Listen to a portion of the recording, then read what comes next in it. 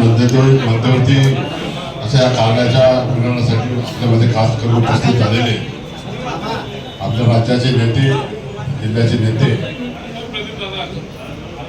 आदरणीय गिरीश भाऊ महाजन, दुसरे आपल्या चाळीसगावचे आमदार आणि आपले पाचोऱ्याचे संपर्क प्रमुख म्हणून आमदार त्यांना ताई म्हटल्या मंगेश दादा, वैशाली ताई, अमोल भाऊ, संजय नाना, अमोल नाना, मधु भाऊ, DM पाटील, सुभाष भाऊ आणि सगळे पदाधिकारी, कार्यकर्ते आणि या ठिकाणी बराच प्रतीक्षेपासून जमलेले सगळे आपले ज्येष्ठ कार्यकर्ते, तरुण कार्यकर्ते, महिला भगिनी आणि मित्रांनो, पत्रकार बांधवांनो, आज आपल्या या पाचोरा शहराच्या या मध्यवर्ती कार्यालयामध्ये पूर्वी ताईंनी सांगितल्याप्रमाणे तात्यासाहेबांपासून कार्य सुरू आहे.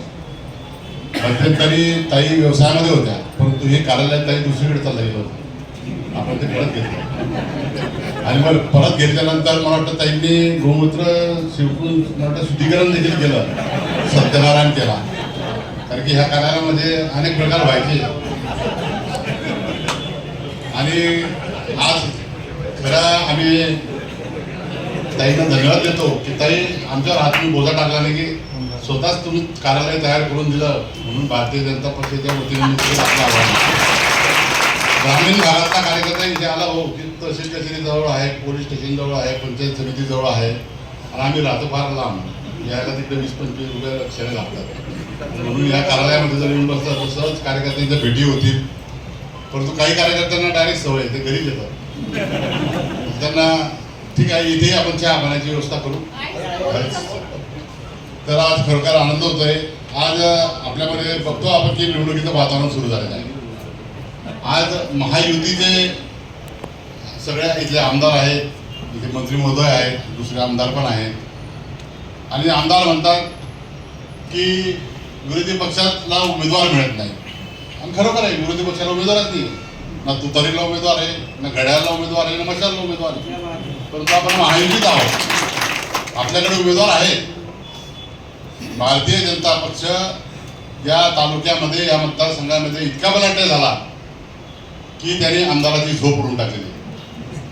आणि म्हणून मला खात्री आहे त्यांना किती पळू द्या, परंतु ते काय म्हणतात की आता हे तिघ आले, हे 3 फेज आहे, 3 फेज, त्याला आर्थिंग नाही आहे.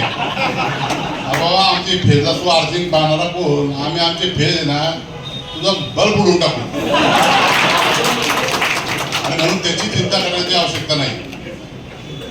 आता ते भाऊ मला एक खुलासा करायचा आहे की त्याने असं सांगितलं की माझे युतीचे दरवाजे बंद. तुम्ही सांगितलं की माझ्या आमच्या उघड्या आहेत, त्यांनी सांगितलं की मी बंद करून टाकले, मी सोबळावर लढणार.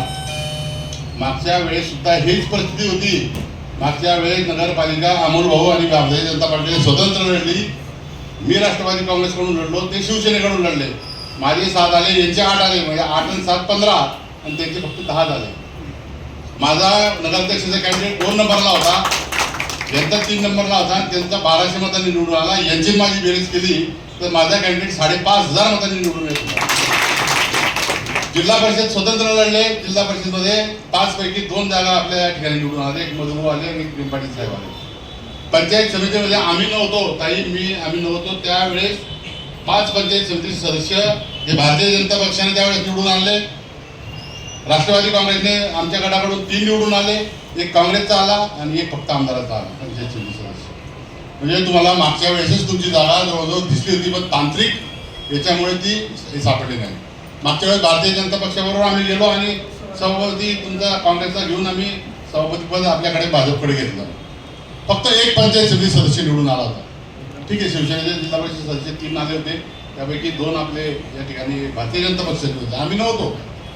परंतु आता मी आहे, ताई आहे आणि आम्ही सगळे एकत्र आलो. लोक कंटाळले ह्या खोट्या, याला ठेक्या त्याला ठेका आणि रेती चोर, सट्ट्या पत्ता, हे जे काही चालला हा धुमाकूळ शहरामध्ये मतदारसंघामध्ये हा निष्ठ नाबूद करायचा असेल तर आता आपल्याला योग्य असा निर्णय या ठिकाणी घ्यावा.